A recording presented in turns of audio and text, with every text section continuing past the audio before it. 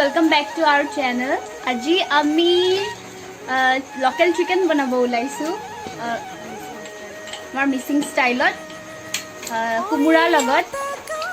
মলু পাৰাতা পাকি পৰগা দিনাম কয়ে এইটো আমাৰ বাহিৰৰ টেম্পৰাৰী কিচেন ইয়াতে আমি কেতিয়াবা জুই জ্বলাই খাও আৰু কিবা কিবি পুৰি বা কেতিয়াবা ইয়াতে ভাত সবজি বনোৱা হয়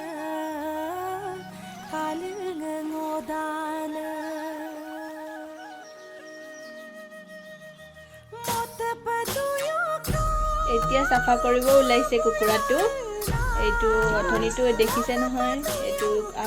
পুৰা হৈ গল এতিয়া কাটিব ওলাইছে ইয়াৰ পিছত কাটিব আৰু মায়ে এইবোৰ কৰে এইবোৰ কামত বহুত এক্সপাৰ্ট হয়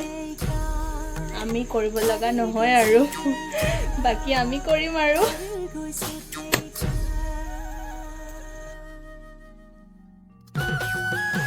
জুইত বনোৱা যিকোনো তৰকাৰীবোৰ খাই বহুত ভাল লাগে ভাত আৰু ভাত বনালেও যদি ইয়াতে চৰুত বনোৱা হয় এতিয়া গৰম তেলত 2 খিলামান তেজপাত আৰু পাঁচফোৰণ অলপ দি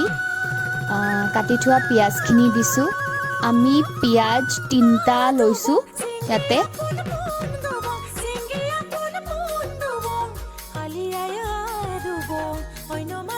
পিয়াজখিনি অলপ ৰঙা হোৱালৈ এনেকৈ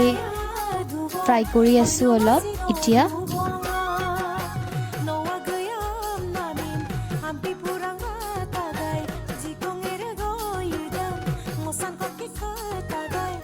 পিয়াজখিনি এতিয়া অলপ কালাৰ হৈছে আৰু ৰঙা এতিয়া মাংস দি দিছোঁ মাংসখিনি অলপ সময় এনেকৈ ফ্ৰাই কৰিব লাগিব এতিয়া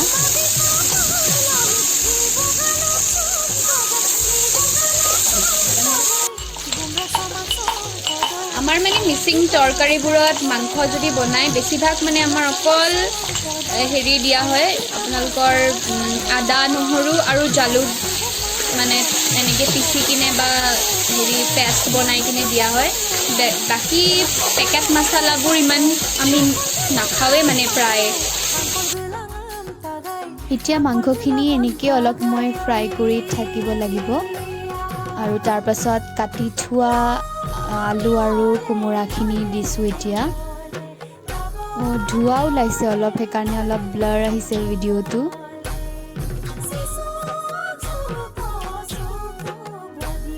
ইয়াৰ পিছত অলপ সময় আমি ঢাকি থ'ম এইটো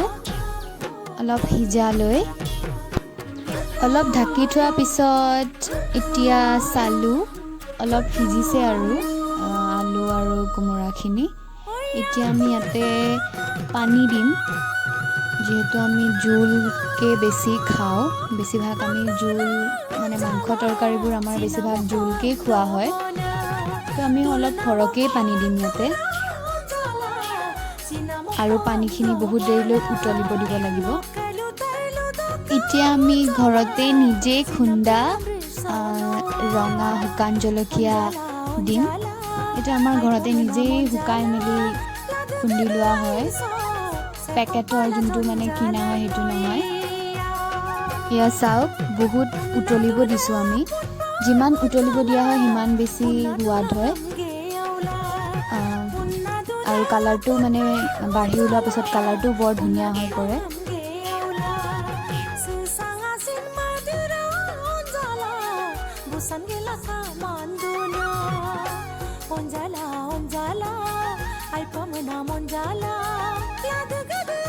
ফাইনেলি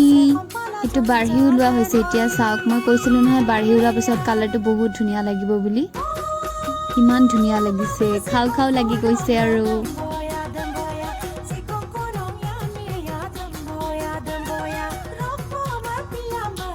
নেমু আৰু ভোট জলকীয়াটো লাগিবই আৰু ভাত খোৱা সময়ত আমাক